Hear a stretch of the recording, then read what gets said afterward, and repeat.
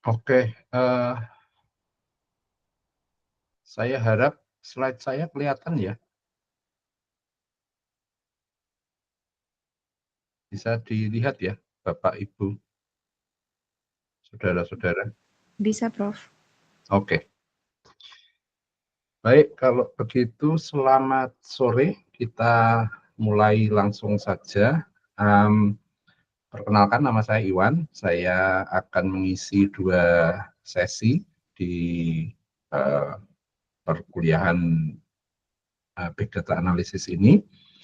Dan karena penelitian saya di area image dan video processing, maka presentasi saya juga akan berkisar pada digital image dan video, dan secara khusus kaitannya dengan data analytics. Oke. Ini yang akan kita bicarakan dalam perkuliahan kita, 2 sesi.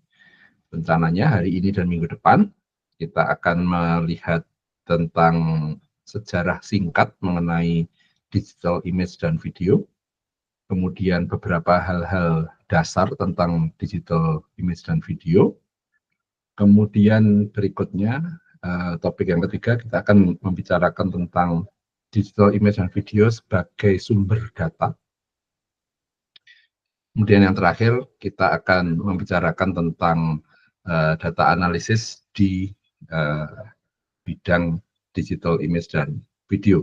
Apa saja challenge-nya, apa saja approach yang bisa kita lakukan untuk mengatasi challenge tersebut. Oke, nah perkuliahan kita ini bahannya akan kita bagi menjadi 2 yang utama. Jadi 2 yang pertama itu yang akan kita bicarakan pada sore hari ini, itu part 1.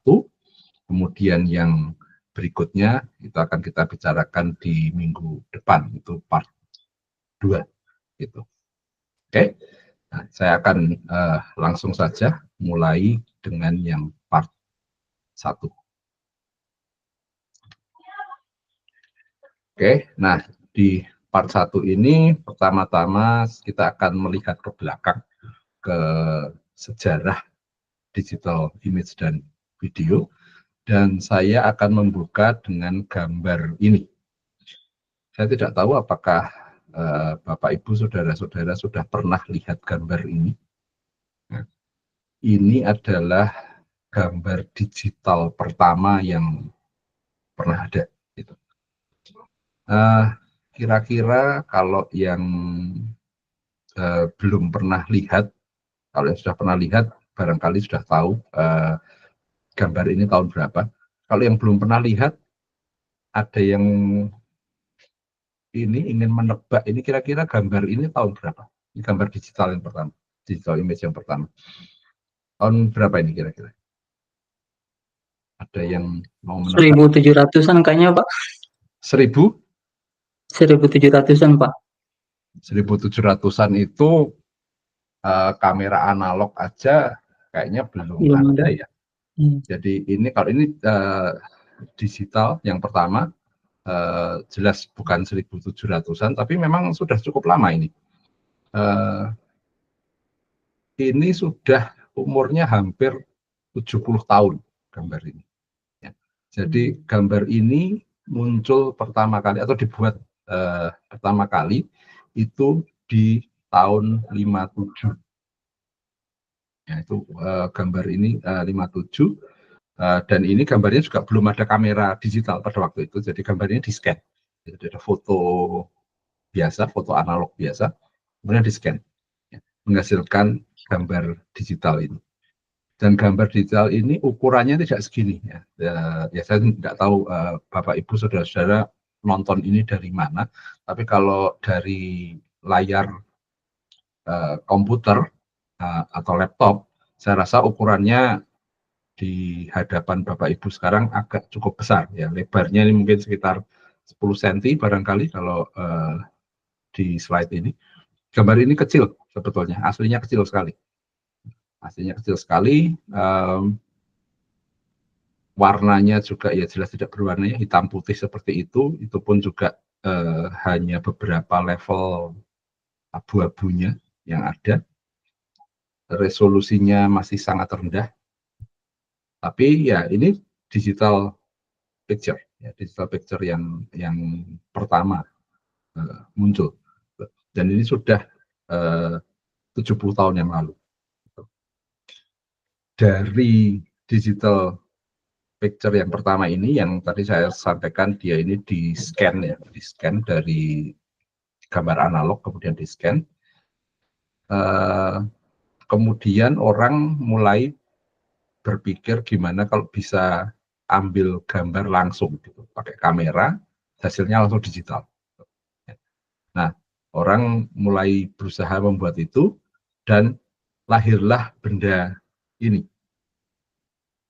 Benda ini adalah kamera digital pertama.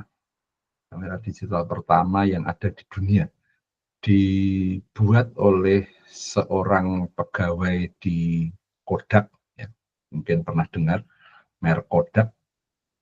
Dia membuat kamera ini tahun 75. Kamera ini beratnya saya lupa ya, 5 kilo atau berapa gitu, kalau nggak keliru. Resolusinya 10.000 piksel. Bayangkan dengan HP kita sekarang kalau kurang dari 20-30 megapiksel kita bilang itu kamera kentang gitu ya. Ini cuma 10.000 piksel. 10.000 piksel dan monokrom ya, hitam putih. Ini kamera digital yang pertama tahun 75, ya, 50 tahun yang lalu kira-kira. Ya, jadi sebetulnya digital image dan digital kamera itu ya nggak baru-baru amat. Ya. Cuma memang baru populer, baru benar-benar boom itu belum lama memang, ya baru sekitar 30 tahunan. Ya, itu pun barangkali sudah lebih tua dari beberapa peserta kuliah ini. Tapi dibandingkan dengan waktu penemuannya, ini sudah lama sekali sebetulnya. Oke, ini untuk yang image. Kalau yang video digital lebih baru lagi, tapi juga sudah lama sebetulnya, ya sekitar 40 tahun yang lalu. Pertama kali standar untuk digital video itu dibuat tahun 1984. Standar formatnya digital video, nyimpannya bagaimana, pengkodeannya bagaimana, itu dibuat pertama kali tahun 1984. Sementara kamera video digital yang siap untuk dipasarkan, ya, yang komersial pertama kali itu diperkenalkan oleh Sony tahun 1986. Itu pun sudah lama, ya, sudah 40 tahunan yang lalu. Oke, jadi image dan video digital itu sudah bukan barang yang terlalu baru sebetulnya, tapi ada beberapa masalah yang membuat kenapa kok digital image dan video itu baru populer itu sekitar tahun 90-an, pertengahan dan akhir. Ya. Ada dua hal setidak-tidaknya yang menyebabkan kenapa dari pertama kali ditemukan sampai menjadi populer itu cukup lama. Ada dua hal yang menyebabkan hal ini. Yang pertama adalah masalah hardware. Ya. Hardware-nya yang praktikal, tidak terlalu besar, tidak sangat bulky, berat, dan seterusnya. Itu lama baru bisa membuat seperti itu. Dan hardware yang praktis dan harganya terjangkau, ya relatif murah, bisa dibeli orang, itu lebih baru lagi. Jadi itu masalah yang pertama. Nah, masalah yang kedua ini yang nanti mungkin lebih berhubungan dengan kita dalam mata kuliah ini karena kita ngomongin data, adalah masalah storage dan bandwidth. Pada awal-awal ditemukan standar untuk image dan video digital itu file size-nya itu masih terlalu besar untuk kebanyakan orang. Ya, di sini saya tulis digital image mulai populer di pertengahan tahun 90-an. Tahun 90-an saya masih mahasiswa pada waktu itu. Komputer waktu itu masih pakai disket. Ya, saya nggak tahu apakah saudara-saudara masih tahu apa itu disket. Cuma pakai disket, satu disket 1,4 megabyte. Jadi storage itu sangat terbatas, dan pada waktu itu bisa ngopi satu disket isi beberapa gambar digital itu sudah rasanya hebat banget. Ya. Jadi itu salah satu yang jadi masalah, itu ukuran datanya itu masih besar pada waktu itu. Nah, seberapa besar sih sebetulnya digital image? Digital image kalau kita simpan apa adanya, itu ukurannya itu memang lumayan gede ya. Misalnya kita punya image yang ukurannya 8.000 kali 6.000 pixel. Itu kira-kira 48 megapiksel, normal ya. Sekarang kamera 48 megapiksel itu normal. Berwarna ya, kita anggap seperti itu. Nah, ukuran mentahnya, ukuran raw-nya itu ngitungnya gampang, 8.000 kali 6.000 kali 3 byte. Kenapa 3 byte? Karena warna biasanya dikodekan 3 ya. Red, green, blue, RGB biasanya masing-masing 1 byte. Jadi ukuran mentahnya sebuah gambar yang diambil menggunakan sensor 48 megapiksel itu sekitar 137 mega. 137 mega. Barangkali buat kita sekarang 137 mega itu kecil lah gitu ya. HP sekarang storage-nya sudah 128 giga atau 256, barangkali ada di antara kita yang punya HP 512 giga atau bahkan 1 tera. Ya. Sepertinya kecil, gitu. Tapi bayangkan zaman dulu, gitu ya. Ini sangat besar. Gitu. Dan bahkan zaman sekarang pun ketika storage kita sudah cukup besar seperti itu, kalau kita menyimpan datanya itu seperti ini, satu picture itu 137 mega, ya sebentar aja storage kita habis. Gitu. Ya. Nah, kalau kita coba benar-benar Bapak Ibu motret pakai HP, kameranya saya nggak tahu kamera yang Bapak Ibu Saudara punya berapa megapiksel. Kalau coba hitung-hitung pakai hitungan ini pasti tidak cocok ya. Ukurannya jauh lebih kecil daripada ini. Nah, kenapa seperti itu? Nanti akan kita lihat sedikit lebih detail, tapi itulah yang kuncinya nanti yang bisa membuat digital image ini bisa jadi mainstream, bisa jadi populer untuk orang, karena ukuran yang aslinya segitu besar itu tidak harus disimpan sebegitu besar, ya bisa kita kurangi. Oke, ini kalau image, ini kalau image. Kalau video gimana? Ya. Nah, sekarang kalau kita ngomong video yang full HD 1980 kali 1080 pixel, ya, rasa kebanyakan dari kita sekarang monitornya ukuran sekian, ya. HP juga banyak yang sudah 1080p. Kalau kita punya video dengan resolusi seperti itu, berwarna dengan 30 frame per detik, 30 fps. Kalau kita hitung ukuran filenya itu 1980 kali 1080 kali 30 kali 3 ya, karena berwarna RGB 3. Itu kira-kira 183 megabyte per detik. 183 megabyte per detik. Atau kalau saya simpan itu 1 jam, itu ukurannya 640 giga. Setengah tera lebih. Ya, kebanyakan hard drive kita mungkin kurang untuk menyimpan ini. Dan ingat itu 1 jam tanpa suara, ya, bisu. Gitu.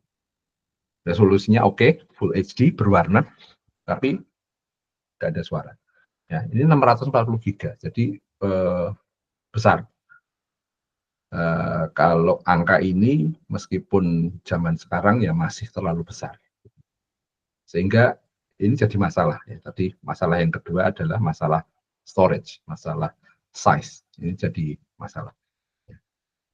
Nah, di tahun 90-an muncul beberapa standar kompresi. Standar kompresi untuk mengkodekan image dan video supaya kualitasnya kurang lebih sama, tapi ukuran filenya jauh lebih kecil. Yang pertama ini untuk image, itu standar yang muncul tahun 92 itu adalah algoritma JPEG. Kebanyakan dari kita akrab dengan algoritma JPEG karena kalau kita motret pakai kamera, pakai HP, itu biasanya disimpan menggunakan format JPEG. Nah, format JPEG ini bisa menghasilkan compression ratio itu kira-kira 10:1, kadang-kadang bisa lebih, tapi kualitas gambarnya masih kelihatan bagus. Nah, JPEG ini bisa mencapai kompresi sebegitu bagus karena dia itu termasuk sistem kompresi yang algoritma kompresi yang lossy. Dia bekerjanya itu dengan cara membuang sebagian data dari image, ya, dibuang, benar-benar dibuang, nggak bisa diambil lagi, dibuang, dan dia hanya menyimpan sebagian yang penting-penting aja. Ya, jadi yang bagian yang tidak penting itu dibuang. Nah, salah satu kunci dari algoritma ini adalah menentukan mana yang penting, mana yang enggak. Nah, tapi hasilnya bagus, ya. Buktinya sampai sekarang JPEG itu masih dipakai. Ya. Nah, ini contoh, ya. Misalnya ini sebuah image tidak terkompres, ukuran 7 mega, ukurannya 7 mega, kemudian saya kompres menggunakan JPEG, hasilnya seperti ini, ukurannya jadi 800 kilo, ya, kira-kira 1:10 tadi. Ya. Nah, saya tidak tahu apakah Bapak Ibu Saudara bisa membedakan antara dua gambar ini. Saya harap nggak bisa. Saya harap nggak bisa. Kecuali mungkin orang-orang yang memang berprofesi sebagai fotografer barangkali bisa lihat. Tapi kalau untuk orang pada umumnya nggak bisa membedakan dua gambar ini. Nah, padahal JPEG itu bekerja dengan cara dia membuang sebagian data. Jadi dari citra aslinya ini ada sebagian data yang dia buang, kemudian menghasilkan gambar yang ini. Gitu. Ya. Tapi masih kelihatan bagus. Gitu. Ya.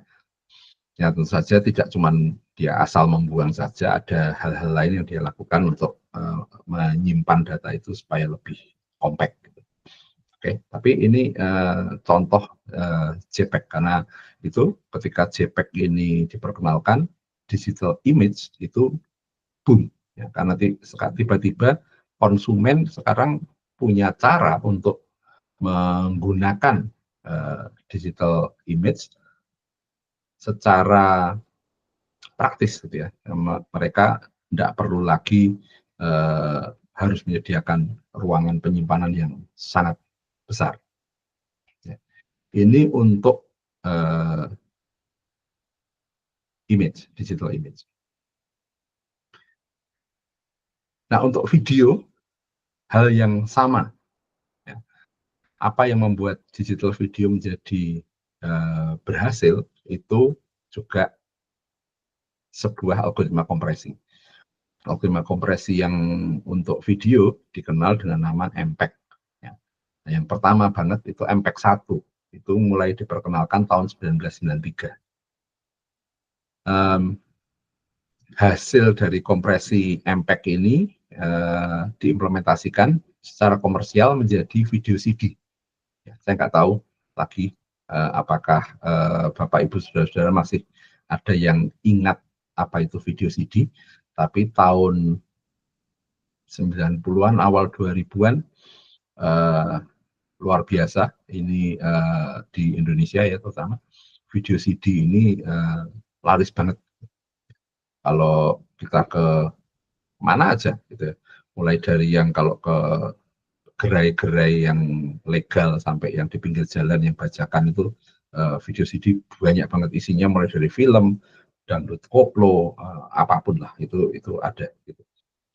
Nah, kualitas dari hasil kompresi MPEG 1 ini sebetulnya tidak bagus-bagus amat ya. Kalau Bapak Ibu ada yang masih punya VCD dan masih punya pemutar CD, bisa dicoba dilihat ya hasil gambarnya seperti apa. Itu enggak bagus-bagus amat, kira-kira setara dengan kualitas gambar video analog yang pakai kaset video VHS. Ya. Nah, ini lebih tua lagi, saya nggak tahu apakah masih ada yang pernah tahu kaset VHS atau beta kualitasnya kurang lebih sama. Ya. Nah, karena kualitasnya seperti itu, maka di Eropa, di Amerika, MPEG 1 alias video CD tidak terlalu sukses. Kenapa? Karena di sana kebanyakan rumah tangga sudah punya device untuk memutar video analog pakai videotape ya, VHS. Jadi mereka males beli device baru yang hasil gambarnya toh nggak jauh-jauh amat dari yang mereka punya. Tapi VCD sukses berat di Asia. Jepang, di Hong Kong, di Indonesia, sukses sekali. Karena rakyatnya kebanyakan belum punya device untuk memutar videotape. Sehingga tiba-tiba sekarang mereka bisa punya device untuk nonton video seperti itu. Ya, karena mereka sudah mulai punya komputer, dan kalau toh mereka mau invest beli video CD player, ya mereka dari tidak punya sama sekali, terus beli, ya mereka milih beli yang baru yang untuk VCD, ya, bukan beli yang video kaset. Ya. Jadi lumayan, di Asia lumayan, tapi di Eropa, di Amerika tidak terlalu berhasil, ya kalau nggak mau dibilang gagal. Oke. Nah, sehingga dikembangkan lebih lanjut, kemudian tahun 96 itu muncul standar MPEG 2. Nah, MPEG 2 ini itu implementasi komersialnya adalah DVD. DVD yang zaman dulu ya, bukan yang Blu-ray dan segala macam. Nah, DVD. Nah, ini kualitasnya jauh, kualitas gambarnya jauh lebih bagus daripada video tape analog. Gitu. Ya. Dengan disk yang isinya sekitar 4 GB, itu dapat video 480p, stereo sound, kadang-kadang nggak cuma stereo, tapi surround, bisa multiple soundtrack ya, bisa dubbing bahasa macam-macam gitu. Ini sangat populer di Eropa karena di Eropa kan bahasa banyak gitu. Terus masih ada lagi kadang-kadang ada extra features ya, ada behind the scene, ada deleted scene dan macam-macam gitu. Jadi benar-benar nilai tambahnya itu besar. Dan ini boom, benar-benar sukses. Ya, di seluruh dunia sukses. Di Eropa, di Amerika, di Asia sukses berat. Ya, orang-orang beralih dari kalau yang di Amerika dan Eropa, mereka beralih dari videotape ke DVD player. Di Asia, beberapa orang yang tadinya punya VCD pun akhirnya upgrade ke DVD.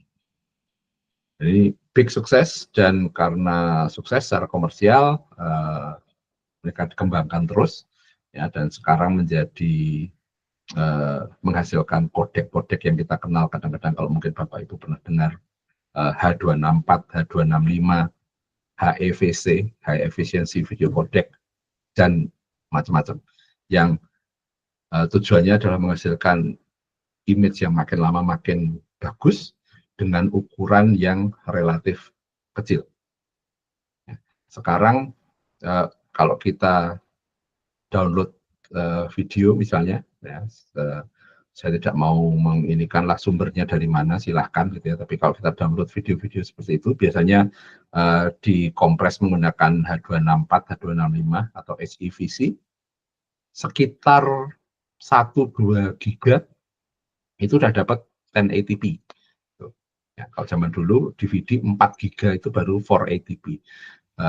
Sekarang sekitar 1-2 giga sudah dapat 1080p ya. Kualitasnya sudah jauh lebih bagus. Kadang-kadang 60 fps lagi gitu. Kualitasnya jauh lebih bagus dengan ukuran file yang lebih kecil. Dan ini orang masih terus mengembangkan ya. Orang pengen kalau bisa kualitas lebih bagus lagi dengan ukuran lebih kecil lagi. Oke. Jadi setelah adanya JPEG dan MPEG ini benar-benar digital image dan video ini boom, dia masuk ke mainstream. Orang biasa bisa pakai. Ya, nggak sekedar orang yang ultra kaya, device-nya sudah tidak mahal-mahal lagi, bukan orang yang sangat harus sangat canggih, sangat melek teknologi yang bisa pakai, tapi semua orang sudah bisa pakai. Oke. Nah, tentu saja yang kita bicarakan tadi kok kebanyakan kan entertainment ya, kita nonton film dan seterusnya. Tapi tentu saja image dan video digital sekarang sudah merambah ke berbagai aspek kehidupan, ya, mulai dari security, robotics, otomotif dan sebagainya. Ini ada beberapa contoh, semoga videonya bisa dimainkan dengan baik. Yang pertama ini contoh pengaplikasian digital image dan video untuk robotics. Ya, moga-moga videonya bisa tertampilkan dengan baik.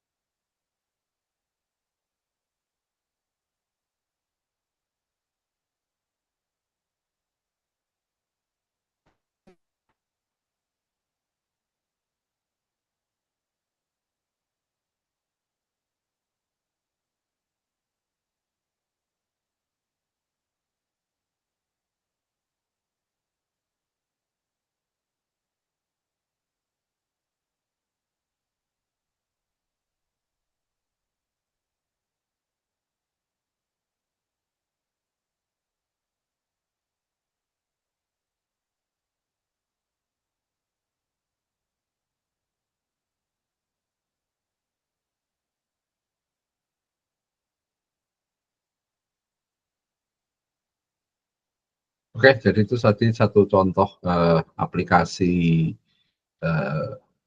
image dan video di bidang robotik. Dalam hal ini robotnya dibuat bisa mengenali gesture ya. Saya mau ambil barang itu saya nggak perlu pakai joystick, saya nggak perlu ngetik komen, saya hanya perlu menggerakkan tangan, dia bisa mengenali.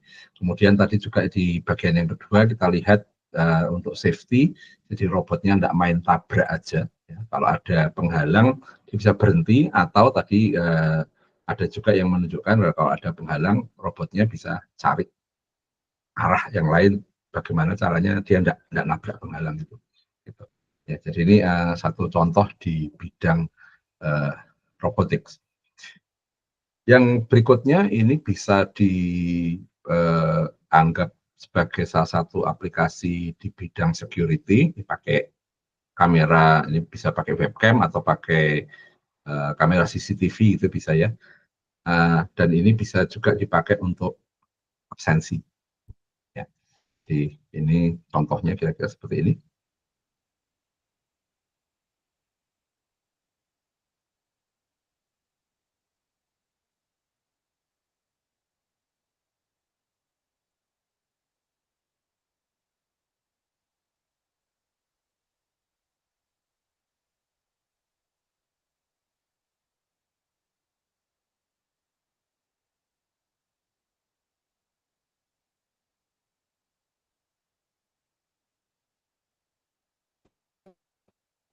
Oke, jadi itu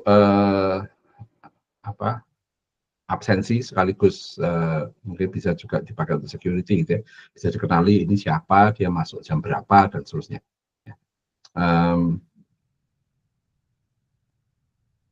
Dia bisa berjalan gini aja bisa, tapi ada juga variasi di mana kita harus mencegah pemalsuan. Jadi kalau ada orang pakai topeng misalnya atau orang bawa foto temennya gitu, kita bisa cegah hal itu ya, istilahnya anti spoofing itu bisa kita terapkan juga untuk menambah security dari sistem kita. Ini pernah ada saya dan mahasiswa saya pernah buat untuk absensi supaya orang nggak mengabsenkan temannya pakai gambar misalnya seperti itu.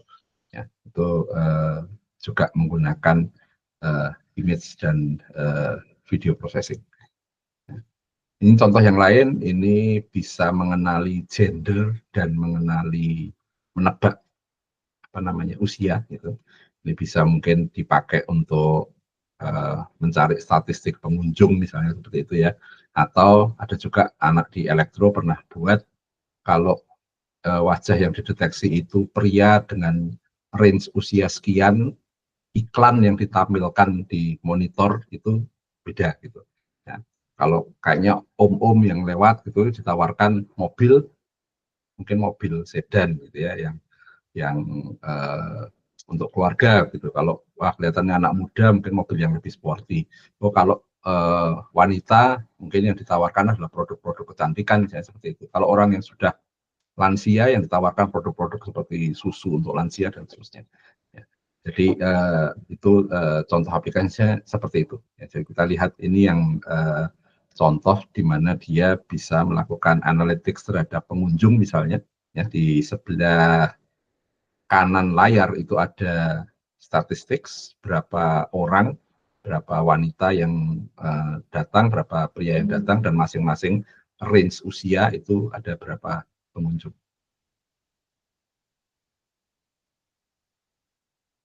Ini langsung dikenali, oh ini pria, wanita, kira-kira usianya berapa gitu. Seberapa akurat, walau alam di sumber video yang saya lihat di sini tidak menceritakan. Ya. Kalau sepintas kita lihat, kalau dari sisi pria dan wanitanya sepertinya cukup akurat. Tapi kalau dari usia, nah itu nggak tahu gitu ya, karena kita aja manusia kadang-kadang keliru ya, dikira oh sudah tua ternyata oh umurnya masih muda atau sebaliknya. Gitu. Ada orang yang kelihatannya masih muda padahal umurnya sudah tua. Ya. Ini contoh lain aplikasi. Ini contoh lain lagi mengenali tanda-tanda lalu lintas. Jadi ini bisa diterapkan misalnya di autonomous vehicle. Contohnya seperti itu. Dia tahu ini tanda stop, ini tanda penyeberangan dan seterusnya. Ya. Ini contohnya seperti itu. Dia tadi mengenali stop. Dia bisa mengenali speed limit. Ya. Bisa mengenali speed limit, jadi bisa menginformasikan ke pengendara atau bahkan mobilnya bisa direm, ya, bisa direm untuk menyesuaikan diri dengan speed limit misalnya. Ya. Ini bisa diterapkan di kendaraan, bisa untuk autonomous vehicle atau yang ADAS ya, Advanced Driving Assistance System ya, itu bisa digunakan seperti itu. Kemudian ini contoh yang agak lain, ini menghitung hewan ya, menghitung hewan. Di sini bisa mengenali hewannya plus menghitung jumlahnya. Yang pertama ini untuk kerbau, sapi, gajah juga bisa.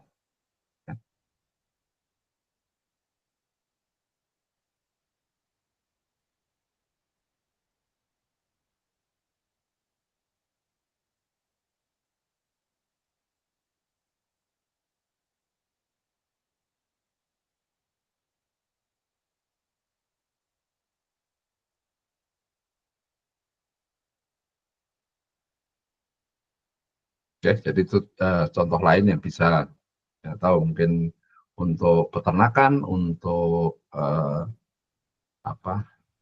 wildlife management ya, bisa untuk ngabsen hewan misalnya pakai drone gitu. Nah itu contoh aplikasi yang lain. Oke, jadi beberapa contoh yang kita lihat ini digital image dan video itu banyak digunakan di aplikasi-aplikasi yang kita bilang smart, ya, smart applications. Nah, selain itu karena hardware dan software yang digunakan untuk mengcapture video, image, itu sekarang sudah murah, sudah gampang diperoleh, akhirnya efek samping yang muncul adalah jumlah data berupa image dan video yang tiap hari dihasilkan itu luar biasa banyak. Saya tidak punya datanya di sini, tapi saya pernah baca bahwa tiap hari itu sekian petabyte data image dan video itu dihasilkan ya. Mulai dari orang yang selfie, orang yang bikin video TikTok sampai image yang dihasilkan oleh kamera security dan segala macam itu jumlahnya masif. Dan untuk orang-orang yang bekerja di data analytics ini bisa menghasilkan challenge. Ya. Nah, challenge-nya apa saja? Nanti di bagian yang kedua kita akan explore sedikit lebih jauh. Oke, jadi itu kira-kira sejarah singkat digital image dan video. Nah, sebelum saya lanjutkan ke bagian selanjutnya, beberapa hal tentang dasar-dasar apa itu image dan digital video, barangkali ada dari saudara-saudara, Bapak Ibu yang ingin komentar atau bertanya. Saya berikan kesempatan.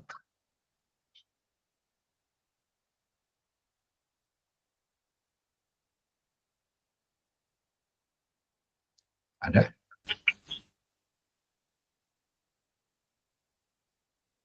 Belum ada? Oke, kalau belum ada saya lanjutkan dulu. Kita tadi sudah lihat sejarah image dan video, bagaimana sekarang ini image dan video dimanfaatkan, tapi kita belum bicara apa sih sebetulnya image dan video digital itu apa. Nah, kalau kita baca dari berbagai sumber literatur, mungkin akan menghasilkan definisi yang agak berbeda-beda gitu ya. Masing-masing sumber mungkin akan memberikan definisi yang agak berbeda-beda. Nah, di perkuliahan ini kita akan menggunakan definisi ini. Image itu apa? Image itu kita definisikan sebagai informasi visual.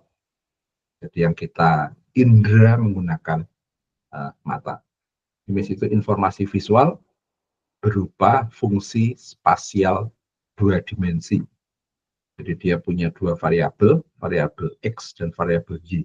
Setidak-tidaknya dua dimensi. Masing-masing nilai fungsi pada koordinat X, Y itu merepresentasikan intensitas energi cahaya yang ditangkap sensor pada titik tersebut.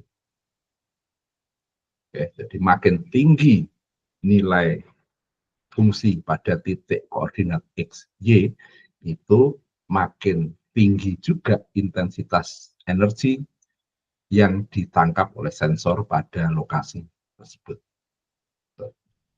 Nah, baik fungsi fxy maupun nilai pada masing-masing titik x, y ini adalah besaran kontinu.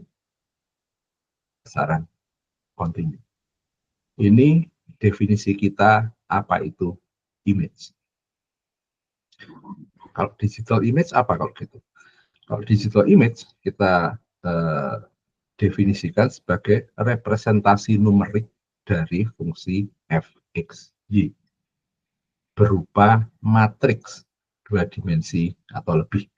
Nah, di sini kita beri nama IMN.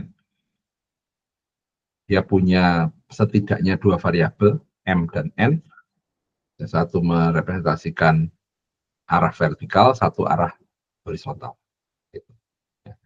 Nah, karena dia matriks, maka dia ini merupakan sesuatu yang diskrit. Ada benar-benar ada pemisahan yang tegas antar sampel-sampel yang ada asal anggota-anggota dari matriks tersebut. Dia bukan lagi fungsi yang kontinu. Kemudian selain dari dia itu antar anggota ini sesuatu yang diskrit, nilai dari masing-masing titik itu juga merupakan besaran diskrit. Dia itu range-nya tertentu, dari 0 sampai 100 misalnya, dengan step-nya juga tertentu. Misalnya 0 sampai 100 itu dibagi menjadi 200 step, maka nilai yang mungkin hanya 0, setengah, 1, 1,5, 2, 2,5, dan seterusnya sampai 100. Ya. Kalau ditanya nilai 2,75 ada atau enggak? Tidak ada. Apakah ada nilai 3,33? Tidak ada. Ya. 51,95 misalnya, tidak ada nilai seperti itu. Adanya ya 51,5 atau 52. Ya. Jadi range-nya terbatas dan dia dibagi menjadi jumlah step yang juga terbatas. Nah, itu yang kita definisikan sebagai digital image. Yang biasa kita hadapi kan gambar yang ada di monitor kita atau di HP kita. Ya, itu jelas pixelnya tertentu jumlahnya. Kemudian juga masing-masing pixel itu nilainya juga tertentu. Ya, kalau dia hitam putih nilainya biasanya antara 1 sampai 255, 0 sampai 255. Ya, nggak ada nilai pixel 1,5, nggak ada. Nilai pixel 11,7 nggak ada. Ya, adanya 1, 2, 3, 4 sampai 255. Karena antara 0 sampai 255 dibagi menjadi 256 step. Nah, itu digital image kita definisikan seperti itu. Nah, kalau video seperti apa? Digital video itu pada intinya dia itu kan video itu kan sebetulnya kita kan nggak bisa nyimpan gambar bergerak ya sebetulnya. Yang kita simpan adalah frame-frame yang kemudian kalau kita mainkan cepat dengan kecepatan tertentu, otak kita bilang bahwa kita melihat gambar bergerak. Jadi sebetulnya nggak ada gambar bergerak-gerak yang kita simpan di laptop kita atau di HP kita, nggak ada itu. Ya, sebenarnya dia hanya rangkaian frame. Nah, masing-masing frame-nya itu adalah video digital seperti definisi kita yang tadi. Tapi kita sekarang punya selain tidak cuma satu frame, tapi beberapa frame. Jadi kita sekarang punya dimensi ketiga, yaitu dimensi waktu. Nah, kalau video kan kita bisa bilang, oh di menit kesekian, oh di jam kesekian. Itu isinya apa. Ya, jadi kita punya 3 dimensi setidak-tidaknya, yaitu dimensi lebar, dimensi tinggi, dan dimensi waktu. Gitu. Oke, jadi itu digital video. Ya, jumlah frame-nya berapa per detik itu bisa bervariasi, tapi yang jelas ada syarat tertentu ya. Kalau terlalu sedikit frame per detiknya, itu akan membuat otak kita tidak melihat itu sebagai gambar yang bergerak, tapi otak kita melihat sebagai rangkaian gambar yang ditayangkan. Istilah awamnya patah-patah. Oke. Nah, untuk menghasilkan sebuah image tadi di awal, kalau kita mau membuat sebuah image, kita harus bisa punya alat untuk ngambil gambar itu. Nah, proses ini biasa kita sebut dengan proses image acquisition. Nah, image acquisition itu kita definisikan sebagai proses di mana sensor itu mengubah energi illumination yang diterima, yang dipantulkan oleh objek, kemudian kena ke sensor itu, menjadi sebuah image. Nah, sensornya itu bisa macam-macam. Sensor yang saat ini sedang kita gunakan, mata kita misalnya, ya, yang saudara-saudara gunakan, terutama kan mata untuk lihat presentasi ini. Ya, kalau saya nambah nih satu sensor lagi kamera karena saya on cam gitu kan. Jadi bisa mata, bisa sensor di kamera. Sensor di kamera itu kalau nggak CCD, CMOS. Sekarang biasanya CMOS. Kemudian mikrofon. Loh, mikrofon kok bisa sebagai sensor? Bukankah mikrofon itu suara? Betul, tapi kita bisa juga menghasilkan gambar dari gelombang suara. Contohnya apa? USG. USG, kalau kita di USG, baik itu untuk mendeteksi kelainan dalam tubuh, atau kalau misalnya ada ibu mengandung, USG itu kan direpresentasikan di layar gitu ya. Bahkan sekarang ada yang USG 3D dan seterusnya. Itu kan berupa image. Ya, jadi sensornya apa? Ya mikrofon, karena yang dikirimkan adalah ultrasound. Atau antena, itu bisa juga menjadi sensor yang nanti menghasilkan citra. Contohnya apa? Radar. Radar itu ada juga radar yang menghasilkan image. Contohnya radar untuk cuaca di pesawat, itu outputnya kan berupa image. Atau kalau yang untuk militer ya ada ground mapping radar, itu juga outputnya berupa image. Itu sensornya adalah antena karena yang digunakan di sini gelombang radio, bukan cahaya. Ya, jadi sensornya bisa macam-macam. Nah, prosesnya bagaimana? Pada umumnya nanti ada sumber illumination kena ke objek, memantulkan energi, ditangkap oleh sensor, kemudian sensor itu mengubah intensitas yang dia terima tadi menjadi tegangan. Nah, biasanya tegangan ini disesuaikan karakteristiknya, tegangan atau arus disesuaikan karakteristiknya dengan pantulan yang dia terima. Kalau pantulannya tinggi, dia akan menghasilkan tegangan atau arus lebih tinggi. Kalau dia rendah, dia tegangan atau arus yang lebih rendah. Kira-kira prosesnya seperti itu. Ini bisa digambarkan seperti ini. Ya, jadi di sini saya punya illumination source. Illumination source ini memancarkan illumination, kena sebuah objek, objek itu memantulkan energi tadi, kemudian ditangkap oleh sensor. Ya. Untuk menghasilkan sebuah image, komponen-komponen ini semua harus ada. Kalau tidak ada illumination source, meskipun ada objek dan ada sensor, kita tidak bisa menghasilkan gambar. Ya. Kita di ruangan yang 100% gelap, itu ada objek, ada sensor mata kita, tapi tidak ada illumination. Kita nggak bisa lihat apa-apa. Ada illumination, ada sensor, tidak ada objeknya, juga nggak bisa. Ya, jadi tiga hal ini harus ada. Nah, tadi sudah disinggung illumination source ini, meskipun kalau kita ngomong image, biasanya bayangan kita adalah lampu, matahari. Ini hanya sebagian dari kemungkinan illumination source, yang illumination source-nya adalah cahaya tampak. Ya. Tidak harus itu. Tadi USG itu suara, misalnya. Kalau radar berarti gelombang radio, misalnya seperti itu. Ya, jadi illumination source ini jangan kita batasi di kepala kita sebagai harus sumber cahaya. Ya, belum tentu. Nah, di sini saya menggunakan istilah illumination source, bukan light source, karena memang tidak selalu light. Oke, nah tadi kita bilang bahwa untuk menghasilkan sebuah image, 3 ini harus ada. Ya. Ada satu syarat lagi. Ya. 3 ini harus saling kompatibel. Kalau tidak kompatibel, maka tetap tidak ada image yang bisa kita hasilkan. Ya, contoh USG tadi. USG sumber illumination-nya adalah suara, kena objek, organ tubuh, pantulannya ditangkap pakai kamera. Apakah kita bisa menghasilkan gambar?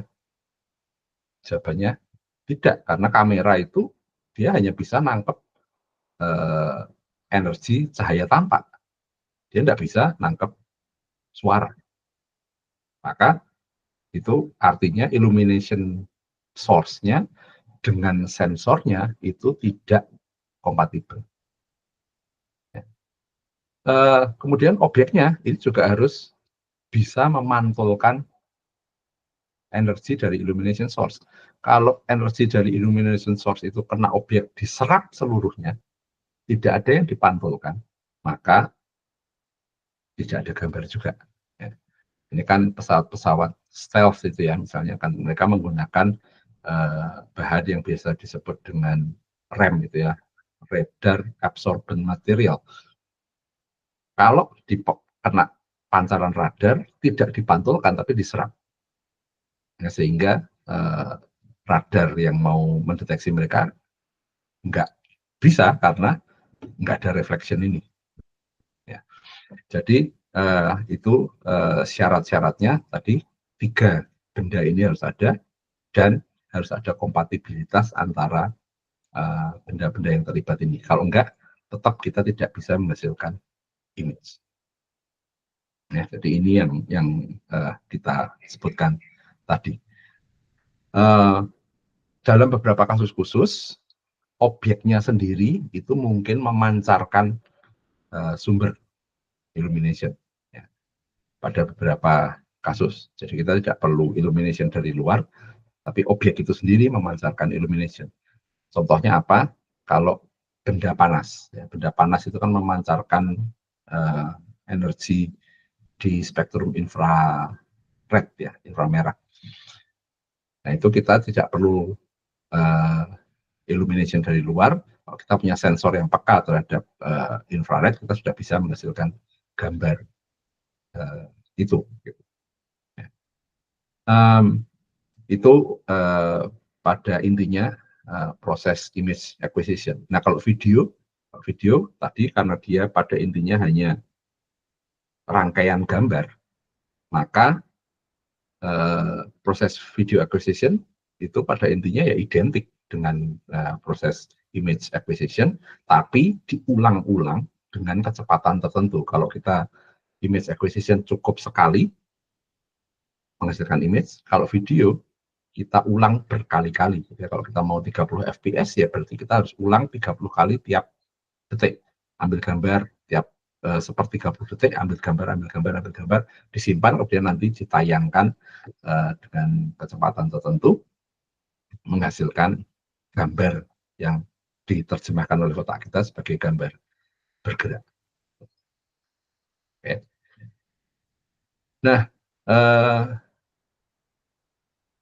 image yang dihasilkan dari proses image acquisition tadi bisa sudah merupakan image digital kalau sensornya dan segala macamnya semuanya digital, bisa juga dia masih berupa besaran kontinu atau besaran analog.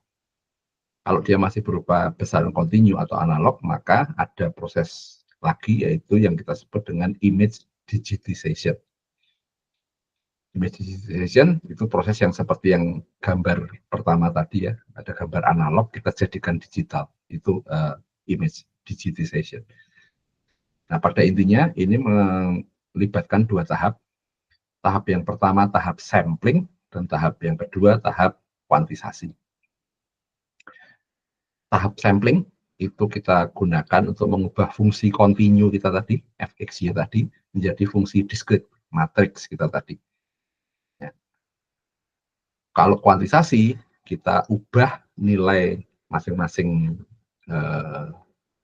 titik tadi dari yang dia nilainya mungkin range-nya tidak terbatas, kita batasi, dan stack-nya kita batasi. Kalau aslinya ada nilai 10,07, 10,05, dan seterusnya, kita sekarang batasi. Semuanya kalau kurang dari 10,5, kita bulatkan ke 10 misalnya.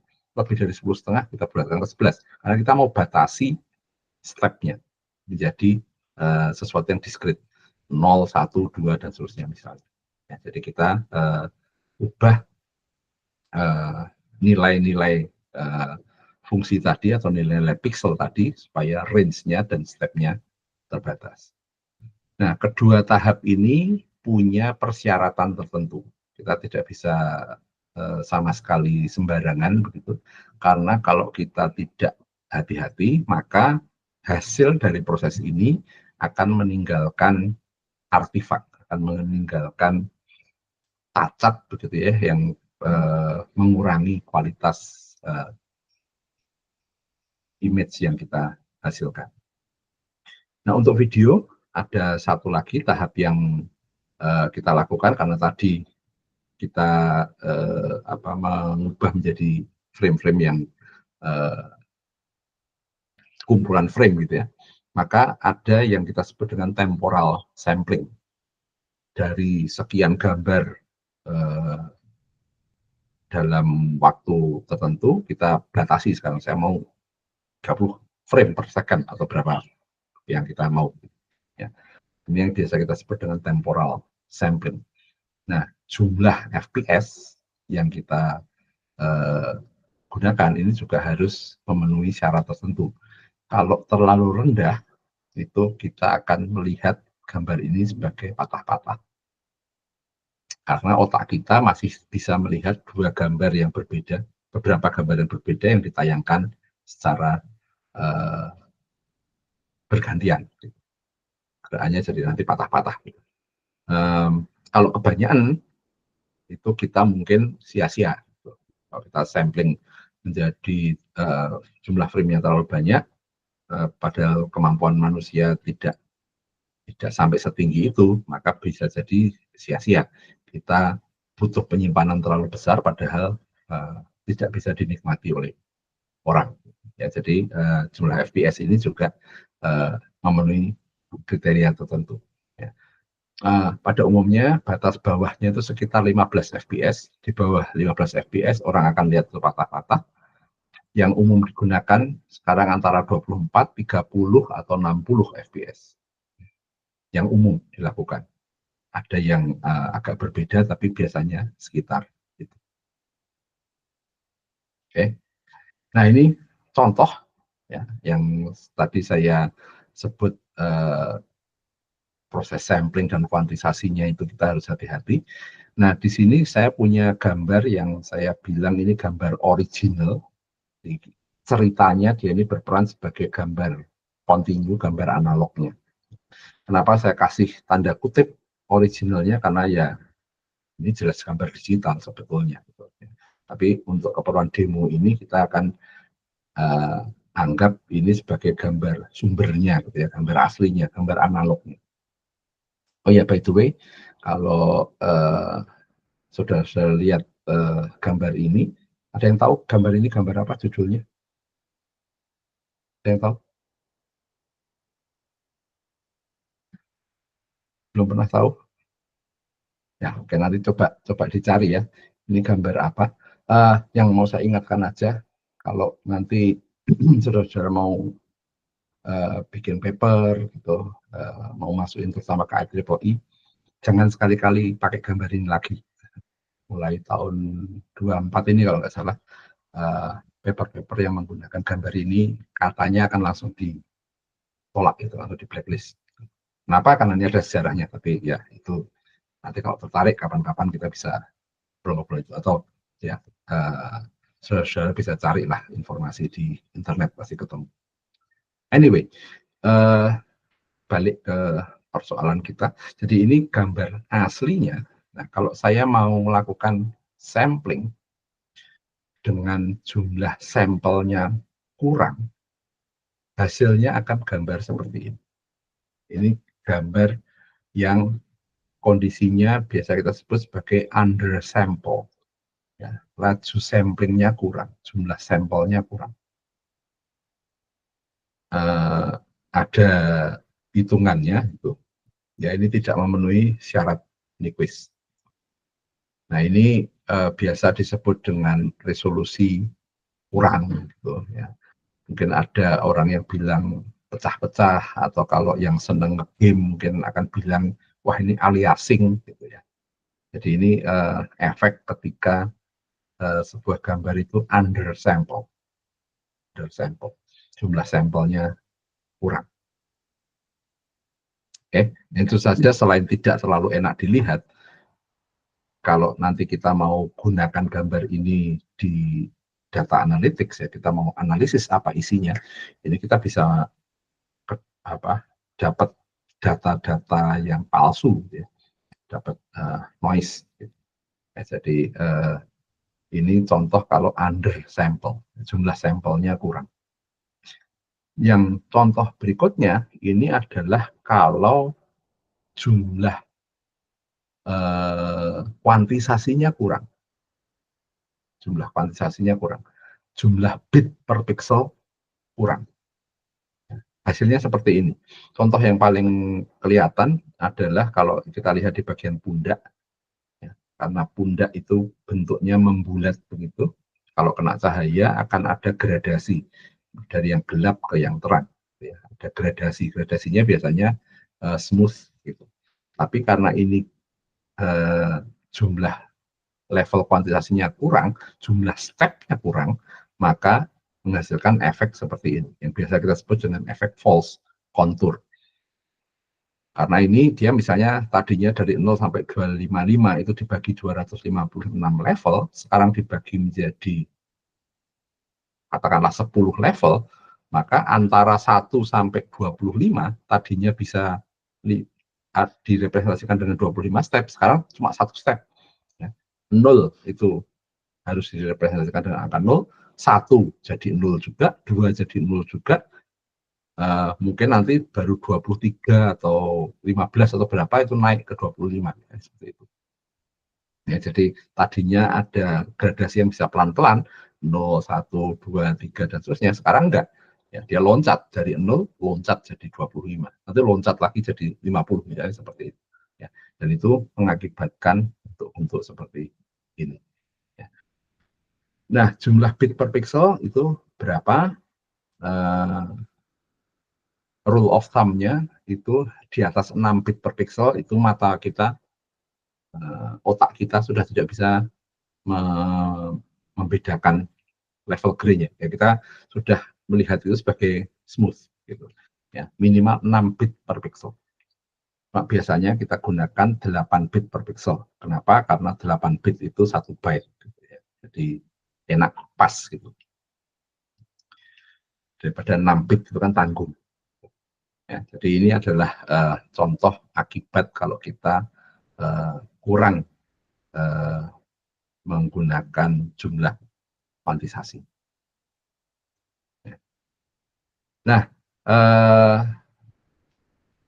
image digitization itu menghasilkan matriks, dan ketika kita nanti melakukan analisis, mengolah image tersebut, kita berarti akan beroperasi dengan matriks. Tapi dalam digital image processing, digital video processing, kita memperlakukan matriksnya ini sebagai array. Jadi kita operasi-operasinya tidak kita lakukan menggunakan operasi matriks, tetapi menggunakan operasi per elemen.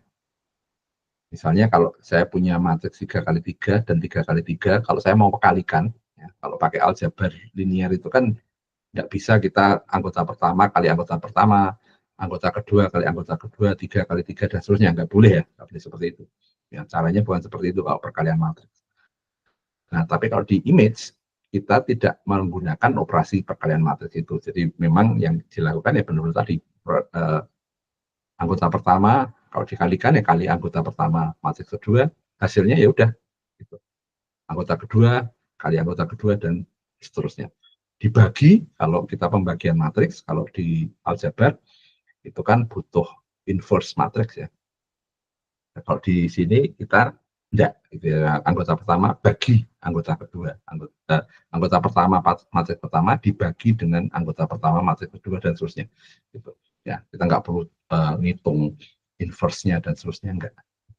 Ya, jadi kita melakukan operasinya per elemen. Oke, ya itu catatan tentang hal-hal basic yang kita biasa jumpai di image dan video processing. Di sini kita belum ngomong tentang pengolahan image dan video yang berwarna. Kita masih konsentrasi ke pengolahan image dan video yang grayscale. Jadi kita belum masuk ke warna. Mungkin nanti kalau ada yang tertarik dengan warna, kita kapan-kapan bisa ngomong lebih dalam tentang warna itu. Oke. Nah, berdasarkan model ini, beberapa hal basic tentang image dan video ini, kita nanti akan mulai bisa melihat kalau kita mau mengolah, kita mau menganalisis itu apa sih yang kita hadapi. Ya. Nah, itu akan kita lihat nanti di bagian yang kedua. Ya. Jadi bagian yang pertama kita tutup dulu sampai di sini. Nanti kita akan di bagian yang kedua kita akan ngomongin tentang image dan video itu dalam hubungannya dengan data analytics. Kita melakukan analisis data, kita melakukan pengolahan data berupa image dan video. Oke, jadi itu untuk sesi yang pertama sore hari ini. Apakah ada yang ingin bertanya atau berkomentar, koreksi boleh juga ya. Jangan takut-takut, saya mungkin bisa keliru.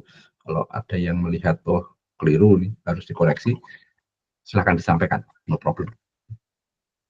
Silahkan, apakah ada yang ingin berkomentar atau bertanya? Izin Pak saya Pak. Ya, silahkan. Terima kasih Pak atas kesempatannya. Memang untuk processing image dan video ini memang saya baru Pak, jadi memang butuh adaptasi. Soalnya saya lebih tertariknya ke NLP Pak untuk teks. Ya. Iya. Jadi misalkan tadi kalau misalkan proses dari 1950-an sampai sekarang memang sudah banyak teknologi yang ada. Dan memang kalau kita lihat misalkan virtual reality saja Pak, kalau saya kan dari Ambon Pak, waktu itu pernah rencana untuk kembangin aplikasi virtual reality Pak di di museum, cuma memang terkendala di dananya Pak. Nah, selanjutnya Pak, lalu saya ingin tanyakan Pak yang tadi kalau misalkan proses yang tentang image digitalization ya Pak, yang untuk menghasilkan matriks. Jadi operasinya kan tadi Pak sampaikan kalau array. Nah, proses itu apakah sama pada saat kita memproses untuk video Pak? Mungkin VPS atau apa yang tadi VPS-nya itu kan besar kan Pak. Jadi memang apakah beda atau ada proses yang harus ditambahkan di video? Mungkin itu saja sih dari saya. Terima kasih Pak. Oke, makasih. Ya, jadi yang perlu kita ingat di sini tadi ya, video itu adalah pada intinya hanya kumpulan gambar, kumpulan image. Sehingga kalau kita bilang ada kesamaan, ya sama gitu ya. Cuma kalau di image kita cukup lakukan satu kali, kalau di video kita harus lakukan berkali-kali. Jadi tadi misalnya kalau 30 fps berarti untuk 1 detik video kita harus lakukan 30 kali proses yang sama dengan yang kita lakukan di satu image tadi. Gitu. Ya, jadi pada intinya seperti itu. Memang ada beberapa teknik yang kita kembangkan khusus untuk video karena kita bisa lihat antara satu frame video dengan frame video berikutnya itu punya sifat-sifat yang ada beberapa hal yang bisa kita manfaatkan gitu. Misalnya, kalau saya melihat di frame pertama itu tangan saya ada di sini, gitu. Di frame berikutnya ada di sini, frame berikutnya ada di sini, dan seterusnya, maka kita bisa lihat, manfaatkan pengetahuan kita itu untuk melihat ini hubungan antar frame ya, bahwa ternyata objek ini itu bergerak dengan arah tertentu, dengan kecepatan tertentu, dengan lintasan tertentu misalnya, seperti itu. Jadi itu tambahan data yang bisa kita peroleh karena dalam video itu hubungan antar gambar itu bisa menghasilkan informasi juga. Tapi tiap frame-nya itu pengolahannya ya pada intinya sama dengan gambar karena dia memang ya sebenarnya cuma gambar. Gitu. Cuman dia karena ada kumpulan gambar yang kemudian nanti kita tampilkan dengan kecepatan tertentu, maka otak kita bilang, oh ini ada pergerakan. Tapi sebetulnya dia hanya kumpulan gambar. Gitu. Jadi kalau pada yang paling mendasarnya itu sama sebetulnya, hanya kita ulangi karena jumlahnya banyak, kita ulangi dengan laju tertentu. Tapi memang di video karena datanya lebih banyak, kita bisa peroleh informasi lain gitu ya, selain dari yang kita peroleh dari kalau hanya gambar tunggal. Kira-kira itu, semoga menjawab pertanyaannya. Iya, Pak. Makasih, Pak. Oke. Ada lagi kah yang ingin komentar atau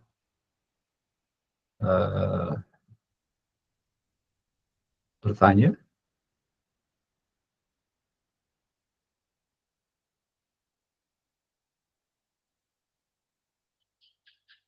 Belum ada? Oke, kalau belum ada, seperti yang saya sampaikan tadi, jadi untuk sesi kita yang pertama ini kita akan akhiri sampai di sini. Nanti di sesi berikutnya kita akan lihat sedikit lebih dalam tentang bagaimana kita melakukan analisis terhadap image terutama ya, video mungkin kita juga akan singgung-singgung, tapi terutama nanti pada image. Saya ingin mengingatkan bahwa ada absensi di siasat sudah saya buka mestinya. Kalau ada yang berkendala silahkan sampaikan. Apakah ada yang ambil kelas Z di sini? Kayaknya nggak ada ya, semuanya masuk yang kelas utama aja ya. Kalau yang saya buka tadi absensi untuk kelas yang utama, kalau ada yang terkendala tidak bisa absen, silakan disampaikan nanti mungkin via asisten atau via Bu Hana bisa. Nanti saya coba untuk bantu. Gitu. Oke, kalau tidak ada komentar lagi, saya akan stop dulu sampai di sini. Kita akan ketemu lagi minggu depan. Kita akan lanjutkan pembicaraan kita tentang bagaimana kita melakukan analisis terhadap data image digital terutama. Oke, begitu. Udah ya, nggak ada yang bertanya, berkomentar. Oke, kalau tidak ada, saya ucapkan terima kasih untuk perhatiannya. Kita ketemu lagi nanti minggu depan. Selamat petang, selamat istirahat atau selamat melanjutkan aktivitas kalau ada aktivitas lain. Itu saya izin pamit. Terima kasih, Terima kasih, Pak. Pak. Terima kasih, Pak. Ya. Oke, siap. Kita ketemu lagi minggu depan. Terima kasih, Pak. Yo.